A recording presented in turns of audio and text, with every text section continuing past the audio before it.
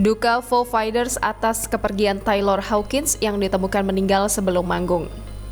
Grup rock Foo Fighters berduka usai drummer mereka, Taylor Hawkins, meninggal dunia. Dilansir dari Variety Minggu, Taylor Hawkins ditemukan tewas pada Jumat 25 Maret 2022 di kamar hotelnya sebelum manggung di Festival Estéreo Picnic Bogota, Kolombia. Kepergian Taylor Hawkins membuat Foo Fighters putuskan batal tampil di Festival Lollapalooza, Brazil pada Minggu 27 Maret 2022.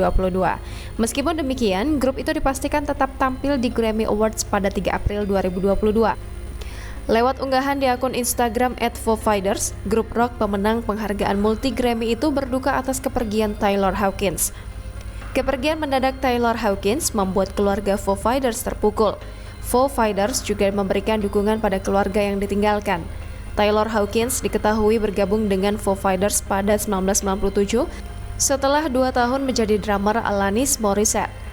Sosok Taylor Hawkins adalah elemen penting dalam musik dan citra Foo Fighters. Taylor Hawkins adalah seorang drummer yang imajinatif dengan aliran rock murni. Ia menabuh drum sekaligus berdiri sebagai penyanyi latar vokalis Dave Grohl. Hawkins bisa disebut sebagai salah satu drummer rock terbaik dalam 25 tahun terakhir. Jangan lupa subscribe, share, komen, dan like ya!